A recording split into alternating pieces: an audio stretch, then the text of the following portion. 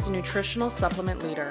Our targeted formulas include MacuHealth for daily eye health, MacuHealth Plus for aging eye support, Vitreous Health for vitreous care, Vision Edge Pro for visual performance in athletes, TG Omega-3 for ocular and systemic wellness, and MacuHealth DM for eye and metabolic support. Call MacuHealth today and mention this podcast for special discounts. Experience the difference with MacuHealth. Nutrition you can see.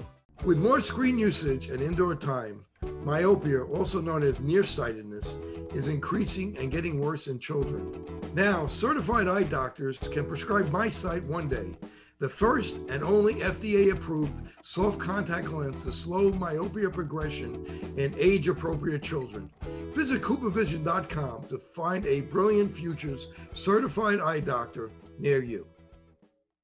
Do your patients know what presbyopia is? There are people who are afraid of the press. Have you talked to your patients about multifocal contact lenses? I've heard the bifocal, but not multifocal. Exactly, not multifocal. Do you need help with your multifocal strategy? Learn more at the conclusion of this episode. Good morning, I'm Dr. Kerry Gelb, and welcome to Wellness 1280 on Open Your Eyes Radio. Please listen as it's discussed the newest information in the world of health, nutrition, and sports every Saturday morning, 6 a.m. Central Time on AM 1280 The Patriot. Also, please share your thoughts by emailing me at drkerrygelb@gmail.com. That's drkerrygelb@gmail.com. And visit my new website, wellness1280.com, where we have all guest links, Wellness 1280 info, and previous shows. Wellness is taking over the Patriot Airways for the next hour. So sit back and enjoy my interview with Dr. Deanna Minich. With hundreds of diets out there, choosing the right one can be overwhelming, frustrating, and often ineffective. Most approaches focus only on what Dr. Minich calls the three musketeers of nutrition: fats, proteins, and carbohydrates, while ignoring a critical component, the power of colorful phytonutrient-rich foods. Dr. Minich's approach goes beyond macros to emphasize whole, unprocessed, plant-based nutrition that nourishes both body and mind for long-term health. She is a nutrition scientist, certified functional medicine practitioner, international lecturer, and best-selling author. Her book, The Rainbow Diet, now in its second edition, explores how the colors of foods can transform our health. Dr. Minich, welcome to Open Your Eyes Radio and podcast with Dr. Kerry Gelb. Hi, Dr. Gelb. It's so great to be here with you talking about one of my favorite topics, nutrition, and perhaps a close runner-up is eye health. Well, I'm really excited to have you. You're a great writer, a great educator. I've seen you at IFM meetings speak, and you're really quite a great speaker. And you've been in the supplement industry for a long time. I have to ask you about supplements because I take a lot of supplements, and I know my listeners take a lot of supplements. How do we know a good supplement from a bad supplement? Whatever company you're buying a supplement from, it should have third-party testing. In other words, somebody else has to verify that that is a quality supplement. It can't just be the company saying that it's a quality supplement. I tend to tell people to get their supplements through their healthcare professionals because many times there are certain companies that just focus on healthcare practitioners and they have a higher bar of quality. So make sure that you do the rigor because you can be spending a lot of money on a poor quality supplement. And further, it could even be a contaminated supplement, which you definitely don't want. So look for CGMP, which is a certification in good manufacturing practices. Again, CGMP. That would be a sign that the manufacturer goes the extra length to ensure a quality supplement. In eye care, we use a lot of omega-3s, and there's triglyceride omega-3s, the ethyl ester omega-3s, and a lot of our patients will go to a big box store, buy this giant jug of omega-3s, and which are significantly cheaper than the triglycerides that we would recommend. Are they getting good quality from these big box stores where they're buying tons of these supplements at a very inexpensive price, which are probably ethyl ester omega-3s? Or do you care that it's not that much of a difference between ethyl ester and triglyceride form? What I think is most important is the total amount that people are getting and the proper ratios. And when I say proper ratios, looking at the ratio between EPA and DHA and trying to get as concentrated as you can. And sometimes that can only happen through an ethyl ester form.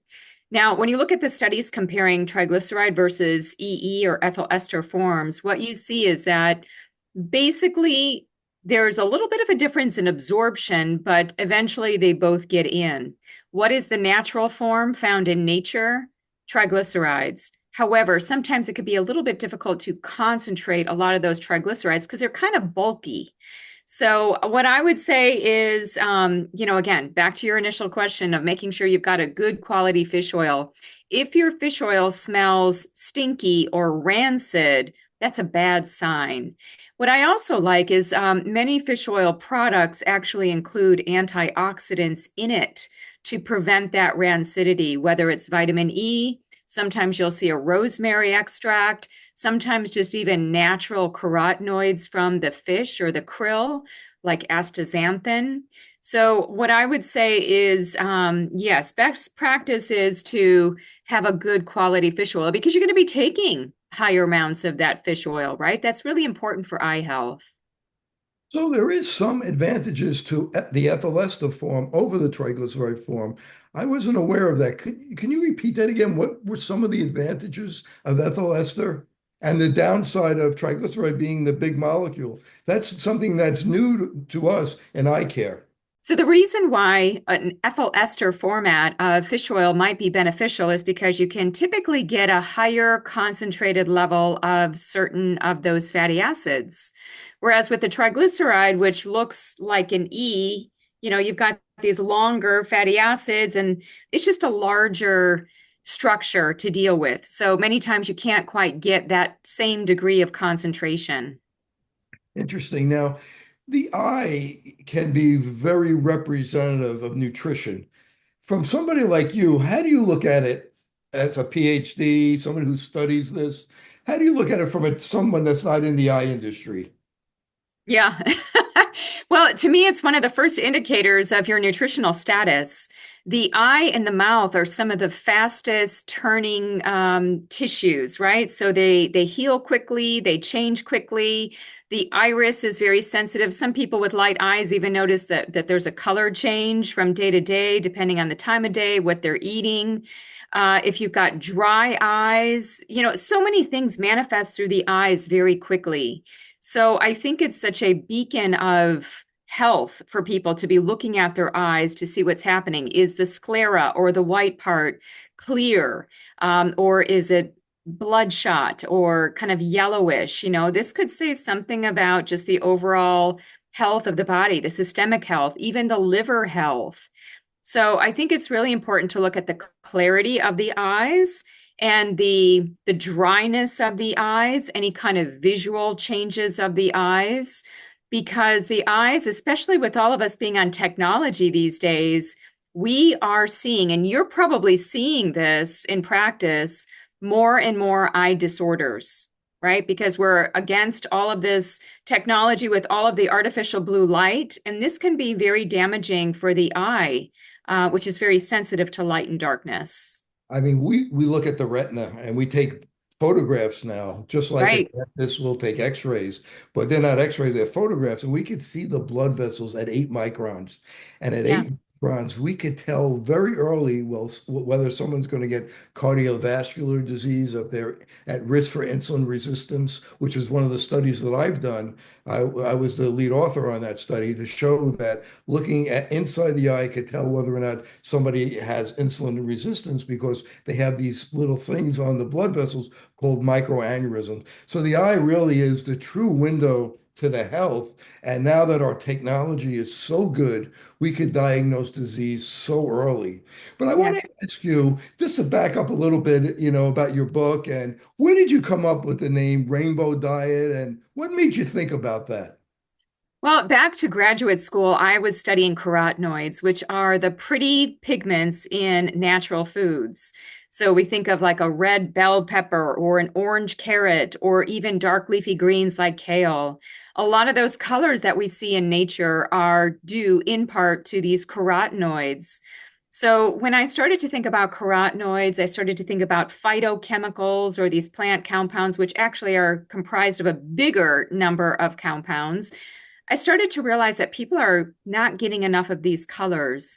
So many things in nutrition are Hold very that thought, hold that thought, Deanna. We're up against the break. This is Dr. Kerry okay. Gelb for Open Your Eyes Radio. I'm speaking with Dr. Deanna Minich, author, The Rainbow Diet Book. We'll be right back.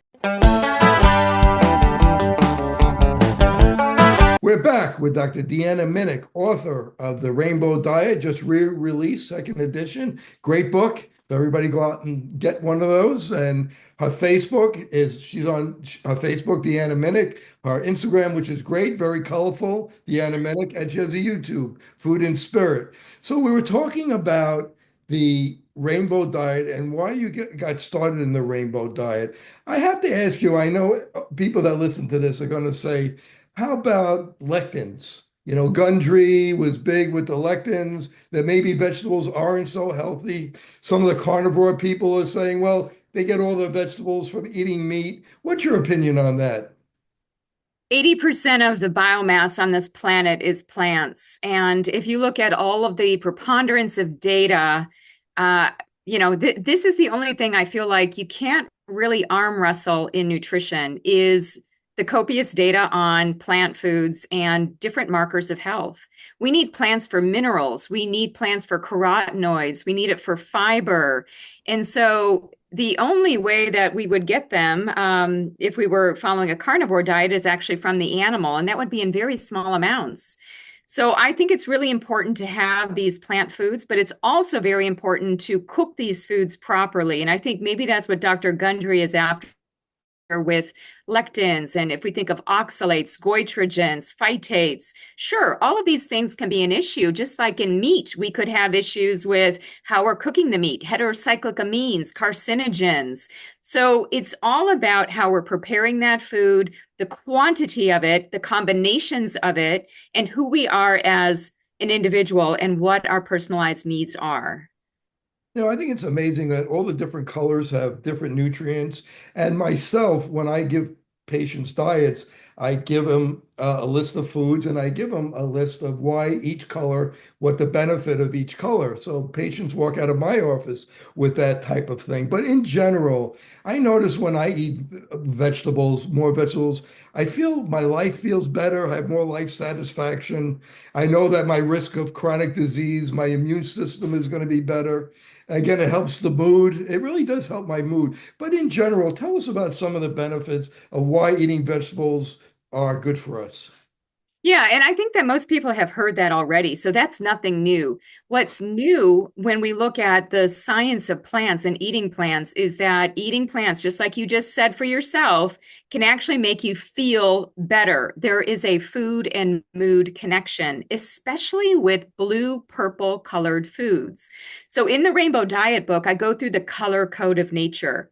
Red foods to help with inflammation. Orange foods to help with reproductive health and hormones, yellow foods to help with gut health, green foods for the heart, and blue purple foods for the brain. So if we miss a color or we just keep eating the same color over and over again, the same food, and we don't diversify the diet, then we're not getting enough of these phytochemicals for the microbiome, for our immune system, for all of these different body systems, which ultimately can not only reduce your risk for chronic disease, but can also reduce your risk for mental health issues, which I think is newer information for people. Notice with my patients, most patients eat like 5 foods and they just eat Yeah, them over and over again, the same 5 food. So I that's think we true. give them a list of foods and say, pick different ones. So you're diversifying what you're eating. What kind of tricks do you have to help people eat different varieties of foods? Yeah, I make it a game. So one of the fun things I like to do with my groups is I give them a tracker and I say, I want you to get 50 unique foods per 7 days. Every 7 days, I want you to have 50 unique foods. So what does that mean? Let's just say you eat apples and you go to the store. And just like you were saying, these big box stores, all one variety in one big bag, and people can just pick up the bag of apples. But what you can do to diversify, one hack would be instead of buying that big bag of apples, pick different varieties of apples quickly, right? Like a Granny Smith apple, a Red Delicious apple, a Pink Lady apple.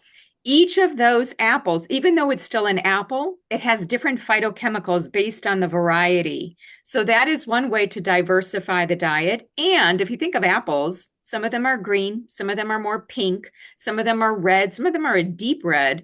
Those colors are tracking to different concentrations of phytochemicals. So make sure that you are eating the skin of that apple where a lot of those phytochemicals are hanging out. So that would be one way to do it, is to track and actually try to increase the diversity. Try one new food every week as well. I'm sure that there's something that you haven't had in a while. Maybe shop at a different grocery store. Use spices, use herbal teas, which tend to have different, I would say, compositions of phytochemicals. So you're getting a variety even in something like herbal tea. So, which apples have the most phytonutrients? From my reading, it's Gala and Granny Smith. Am I right on that, or am I wrong on that one? I believe, there's a great book called Eating on the Wild Side by Joe Robinson, where she kind of looks at each of those apples and uses the scientific literature.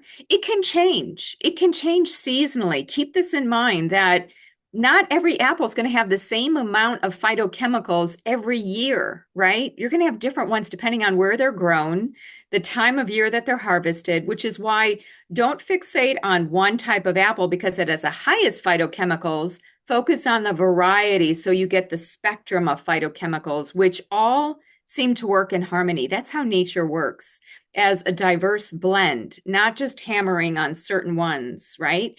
So I think eat seasonally. This is another pearl that everybody really needs to hear. When you eat seasonally, you get greater amounts of nutrients. And that has been shown in a variety of different studies with different foods. Now, the spinach grown in 1950 compared to spinach grown today has much different amount of nutrients in it. Can you talk about the devolution of nutrients in vegetables? Yeah, that is something to think about, that whether it's one orange from the 1950s, now we need 8 oranges to make up and get that same level of vitamin C. This is due to the depletion of minerals and just over farming in the same area. We always have to go back to the soil.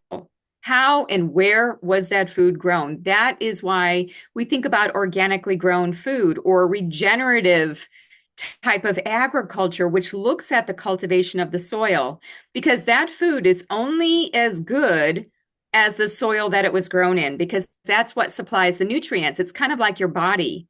You're only going to be as fortified as what you're taking in, right? So food is like that soil for us.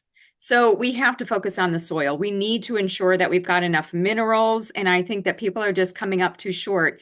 And not only are our soils depleted, we have increased need because our environment has become more toxic. So now we're struggling because we're in this place of needing to override a lot of those toxins with minerals and with vitamins, but we're not getting enough in the diet, which then circles us back to what you were saying about supplementation. Right. So that's one of the reasons why it's good to supplement if you know how to supplement and you're using the right type of supplements. But people want to know, what's the best way to eat vegetables? Is it fresh? Is it raw? Is it steamed? Is it cooked? And frozen vegetables. frozen vegetables, because I think I saw once that broccoli frozen really isn't so good, that it loses some of the nutrients. So if you could talk about each one of those. I think it's a great question. I get that question all the time. What I would say is the Goldilocks principle. And the Goldilocks would be just right. Like, what would you do most of the time that could give you the greatest benefit? Because quite honestly, there's no easy answer. Water-soluble vitamins like vitamin C or B vitamins, they're going to come out if you cook them. So they're better if you eat certain foods raw. However, if you don't cook certain foods like carrots or even, broccoli to some extent, you can't get the vitamin A, which is important for the eyes. You can't get a lot of those fat soluble carotenoids. And even some of the fiber stays locked up in the plant unless it has a little bit of heat. So my basic premise is focus on color. So when you have broccoli and you steam it until it is bright green, right? So you're not going to overcook it. You're not going to undercook it and create digestive distress because, some people get a lot of gas and bloating if they eat too many raw veggies. I think for digestive reasons, it's really good to just kind of lightly steam the food. And in some cases, cook it a little bit more. Look at the color. You don't want to make it so bland or where it's losing the color. You want to keep the color. That would be your sign. Sometimes when you get lettuce and the outer part is the greenest, and then the inner part is the least green, but Right. people tend to throw out the outer part because they don't want to eat contaminants. Tell us about that. Try to aim for lettuce where it's loose. You know how sometimes, like Bib lettuce, when you look at some of the lettuce heads, you can see that some of them are a bit more loose, which is a better idea than some of the tight heads of lettuce, which don't get exposure to the sun and don't have as much chlorophyll and color. And so you're right, the outer part is going to be higher in phytochemicals in those cases. Look for the brown, green, purplish leaves. That's where you would be getting the greatest variety in lettuce. And a lot of the bitter greens too, like arugula, which could be very good for the gut. And how about when we shred carrots? Are we actually causing the carrot to have more nutrients because because of the concept of hormesis? Yes, I love that you brought that up. And I do talk about that in my Rainbow Diet book, that if you shred carrots or cut up the carrot in any way, but best if you're making small micro shreds, you'll actually increase the phenolic acids, which that is a category of phytochemicals that are very protective and good for you. Frozen food, does it lose something when they freeze it? Good or bad, frozen versus fresh? The answer is depends. So for blueberries, great, no problem to freeze blueberries. For broccoli, like you said, with broccoli, they have to blanch it. They have to apply a little bit of heat, and sometimes you lose some of the nutrients, but you're still getting good things from that broccoli. So if the only way you're going to get vegetables and fruit is to freeze it, that's still okay. Well, we're up against the break. We're talking with Dr. Deanna Minich, the author of The Rainbow Diet. We'll be back after the break. This is Dr. Kerry Gelb for Open Your Eyes Radio.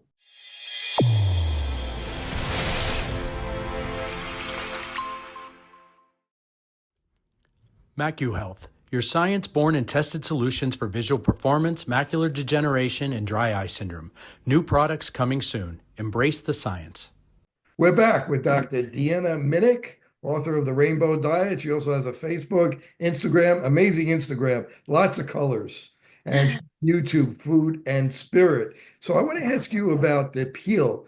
A lot of people, they take the peel and they throw it away. Should we be keeping the peel or should we be eating the peel? How about all the pesticides? Can we clean the pesticides off? For the most part, okay, yes, you do want to be eating the peel because that's where most of those phytochemicals are hanging out.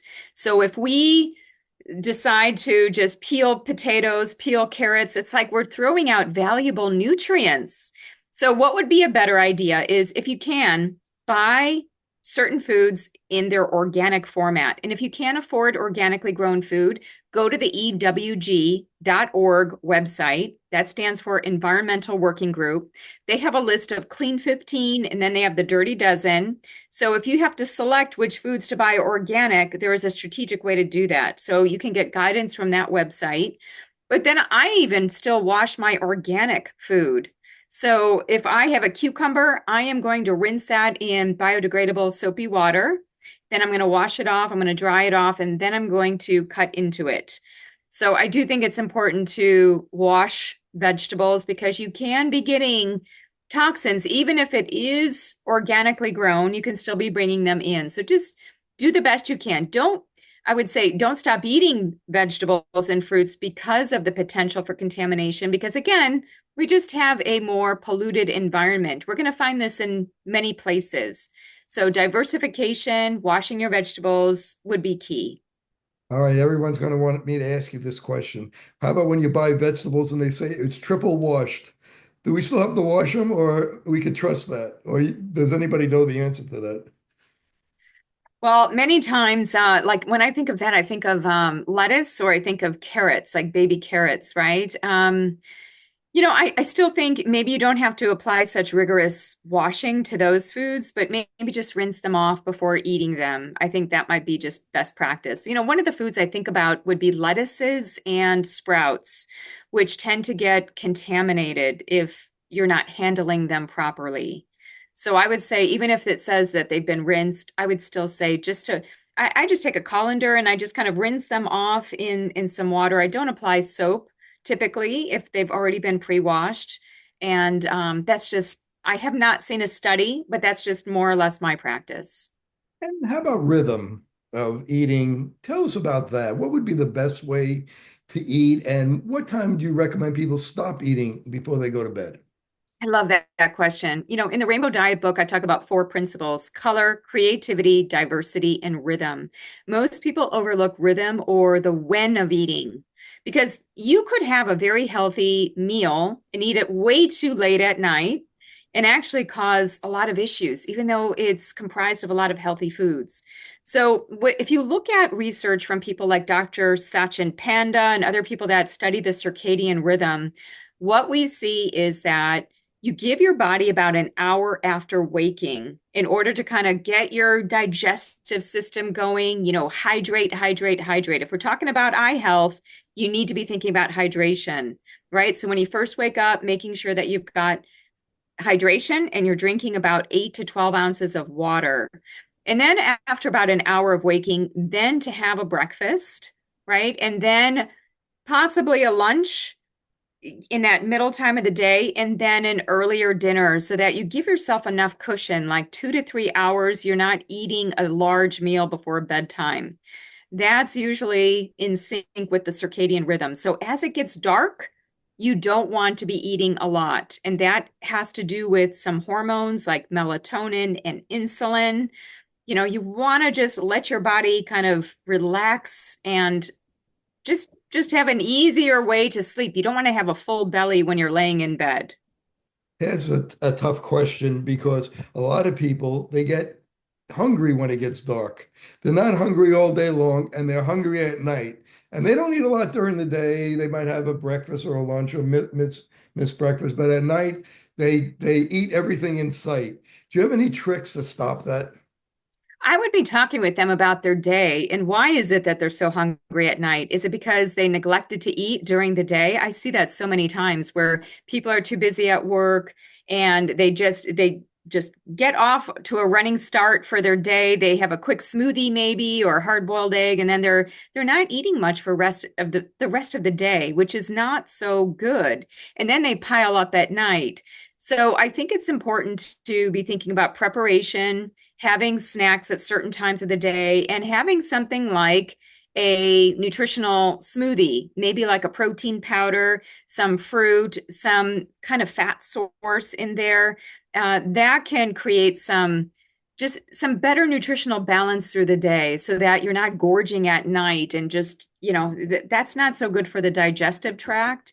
And it's also not so good for sleep. So be thinking about front loading your day rather than end loading your day. It's not to say you can't eat at night. And I would say check with your healthcare practitioner, because if you have unstable blood sugar or other health issues, like you take medications at night and you need a little bit of food, you just need to be aware of that.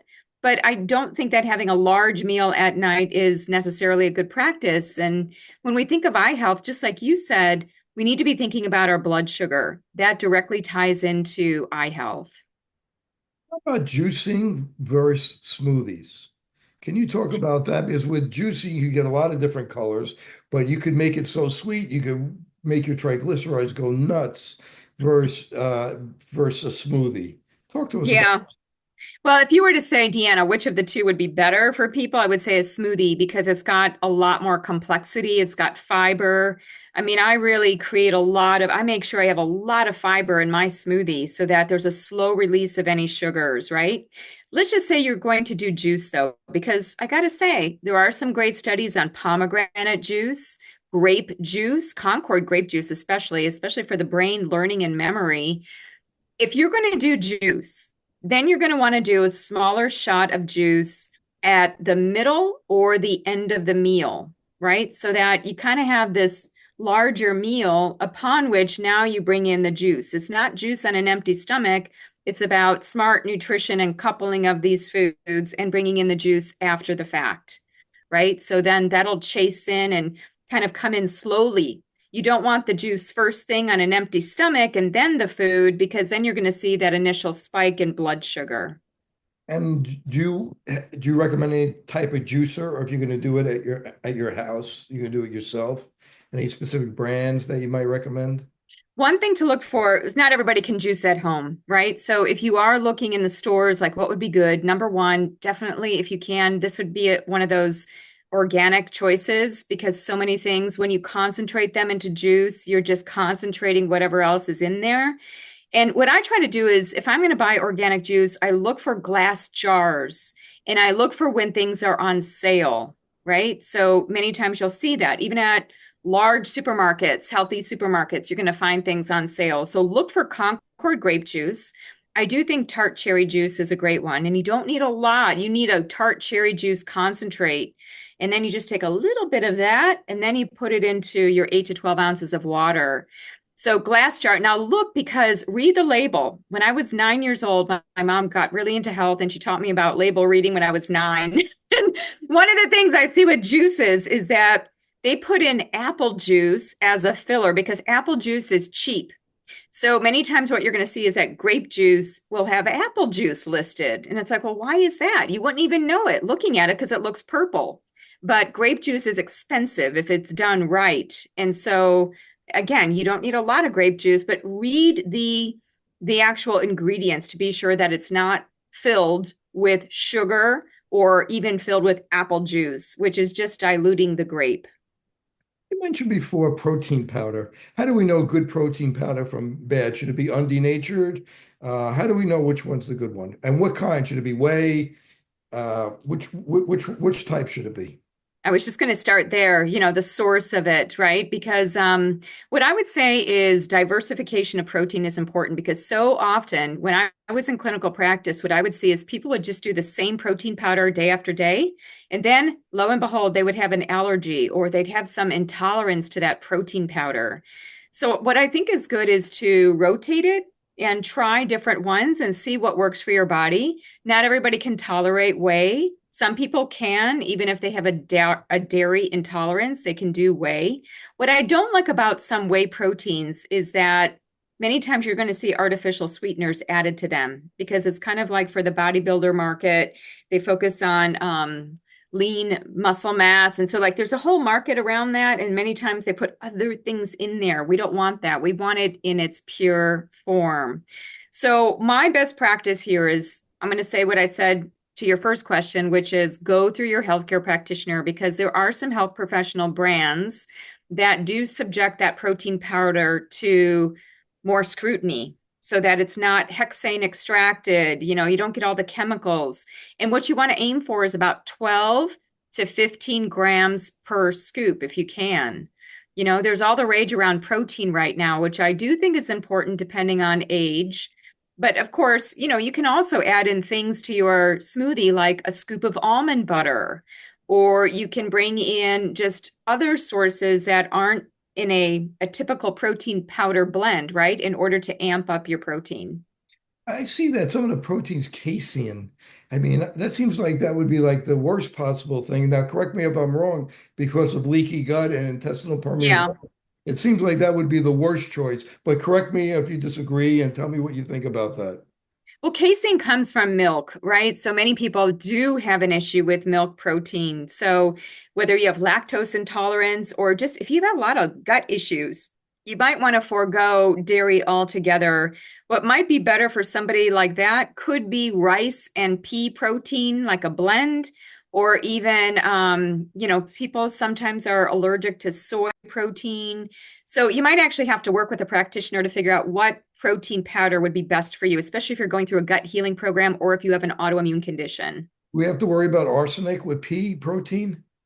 Well, that's why if you go through a good brand, typically they would be testing for all kinds of toxic elements, right? Not just arsenic, but the whole battery of different ones. We're up against a break. This is Dr. Kerry Gelb. I'm speaking with Deanna Minich, Dr. Deanna Minich, the Rainbow Diet. We'll be right back. We're back with Dr. Deanna Minich. This is Dr. Kerry Gelb for Open Your Eyes Radio. We're talking about her book, The Rainbow Diet, and just eating in general, trying to make everybody healthy that's listening to this program. So there's about 70% of the people who are deficient in different color vegetables, whether it's green, red, white, blue, purple. I guess blue purple is the most, about almost 90% of people are deficient in it. Let's start off with some of the red foods. Talk to me about your favorite red foods and some of the benefits in those red foods. Yeah, that's a great question. So when I think of red, I think of berries. So I'm thinking of strawberries, goji berries, raspberries.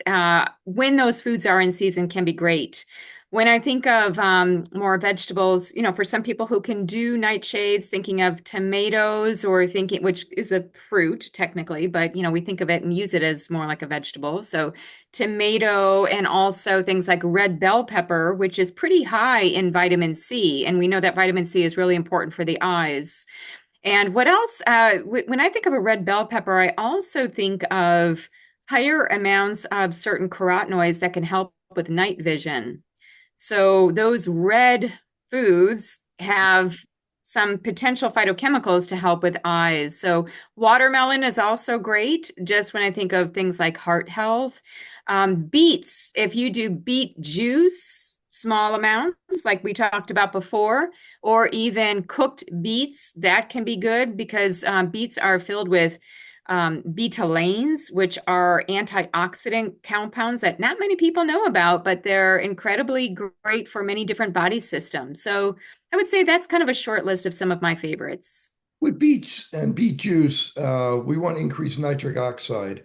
So beets are really good for athletes. You look at athletes, you look at their blood vessels, they really tend to be really good, and they increase the nitric oxide. Talk to us about the benefit of beet juice and maybe some nitrates that increase nitric oxide. Yeah, when I think of beets as the root, the red root, or also beet greens, so these foods, as well as things like arugula or celery, are rich in what we would call nitrates. And some people might say, well, I thought those were bad. Well, there are naturally occurring nitrates. I'm not talking about sodium nitrite. I'm talking about nitrate. Not the nitrites that are in hot dogs. Right. We're not talking about that per se, right? We're talking about what is in nature and what is made by the plant. And there's some magic that happens in the mouth. If we have the right kind of oral microbiome, what can happen is that we start to take those nitrates, let's just say we're chewing those greens, we're chewing those beet greens well, interacting with our saliva, and now we start to produce nitric oxide, which can be an important, I would say it's important for opening up those blood vessels. So that's important. And it's important for the eyes as well. The eyes are part of the vascular system. Just like you were saying, you can tell if you are going to see cardiovascular disease in people just by looking at their eyes because of those blood vessels, right? That's really important. So I do think that getting nitrates would be good. And there's a way to test to see whether or not you have enough in the way of this nitric oxide, right? There are strips where you can put them on your tongue. You can look at the color change, and you can get a sense of whether or not you're actually producing enough. But like you said, exercising, you don't have to be an athlete to have healthy levels of nitric oxide. You can simply just make sure you're exercising, right? And getting that vasculature coursing with blood and priming it. It's so important. And if you think of it, your heart is below your brain, so it's going to take more work to pump that blood up into the eyes and into the brain. So it's really important to make sure that you're getting enough exercise and having some of the, whether it beet powder or a little bit of beet juice before activity. If you're having issues with exercise, of course, check with your doctor, but having a little bit of beets could help with making that exercise a little bit easier on your vascular system, potentially. When you mentioned strawberries before, do we have to worry about histamines, or does the vitamin C in the strawberries counteract the histamines? Well, everybody's different. Strawberries are one of those higher allergy foods for some people, and especially for children. What I have seen is typically children get rashes from foods that are too acidic, things like strawberries or tomatoes. Sometimes they grow out of that. Strawberries, the only thing I'm going to say about them is they tend to be laden with pesticides if you do not buy them as organic. They're pretty high on that dirty dozen list. So just think about getting organic strawberries in season. And I like your comment about vitamin C. Yeah, strawberries do tend to be high in vitamin C. When you think of vitamin C, think of red and orange colored foods. Typically, you're going to find more vitamin C in those foods, and sometimes yellow as well. But yes, I think good to have strawberries occasionally when they're organic. And I even eat the green part. I think that, we leave out so many parts of the plant, like even broccoli. When most people eat broccoli, they just want the floret. But if we were to cut up that stem and cook it a little bit, the stem has different nutrients than the upper part, which looks like the tree, right? So just be a little bit expansive about what you take in with the plant. I think that we waste a lot of the plant, and especially what could be very good nutrition.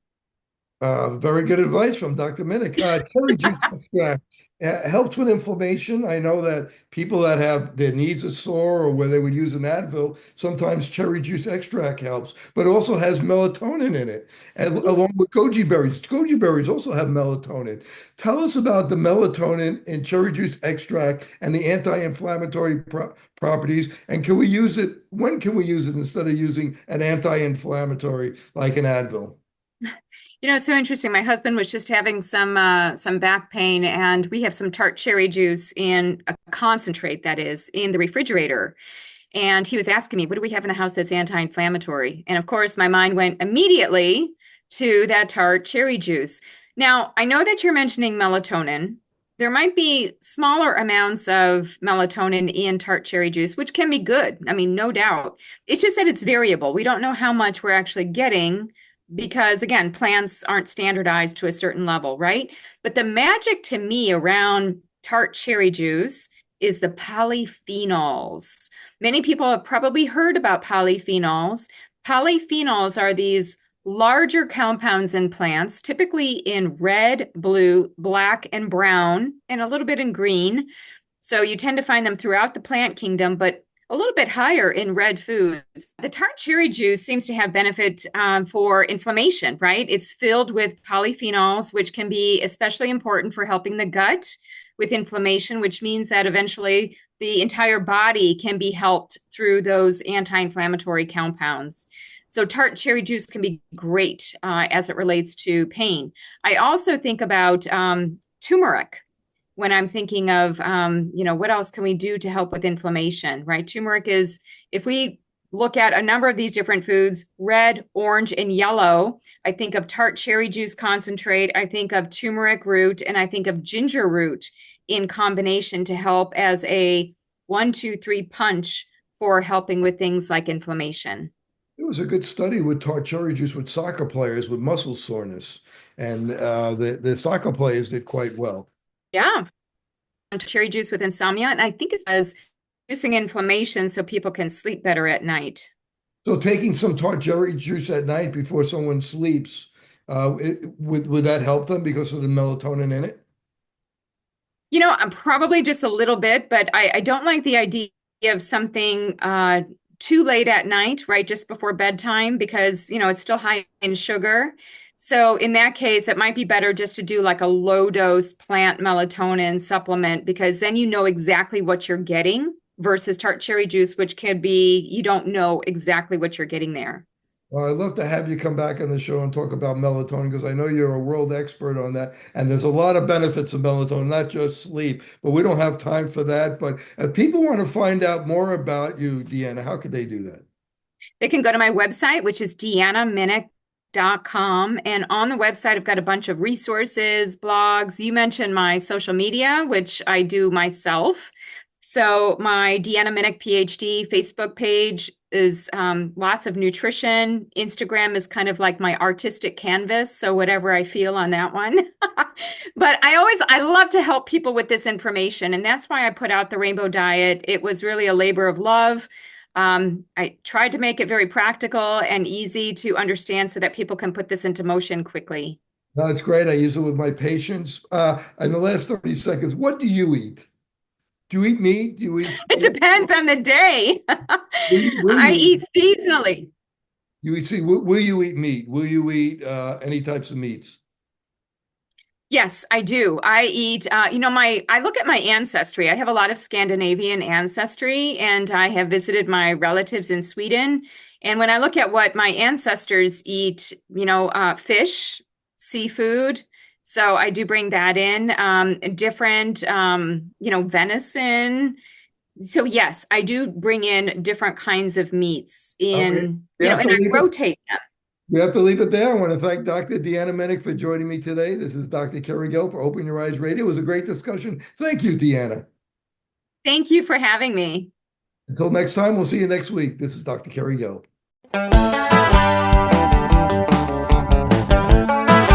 MacuHealth is a nutritional supplement leader. Our targeted formulas include MacuHealth for daily eye health, MacuHealth Plus for aging eye support, Vitreous Health for vitreous care, Vision Edge Pro for visual performance in athletes, TG Omega-3 for ocular and systemic wellness, and MacuHealth DM for eye and metabolic support. Call MacuHealth today and mention this podcast for special discounts. Experience the difference with MacuHealth. Nutrition you can see. With more screen usage and indoor time, myopia, also known as nearsightedness, is increasing and getting worse in children. Now, certified eye doctors can prescribe MySight One Day, the first and only FDA-approved soft contact lens to slow myopia progression in age-appropriate children. Visit CooperVision.com to find a Brilliant Futures certified eye doctor near you. Do your patients know what presbyopia is? There are people who are afraid of the press. Have you talked to your patients about multifocal contact lenses? I've heard the bifocal, but not multifocal. Do you need help with your multifocal strategy? Learn more at the conclusion of this episode.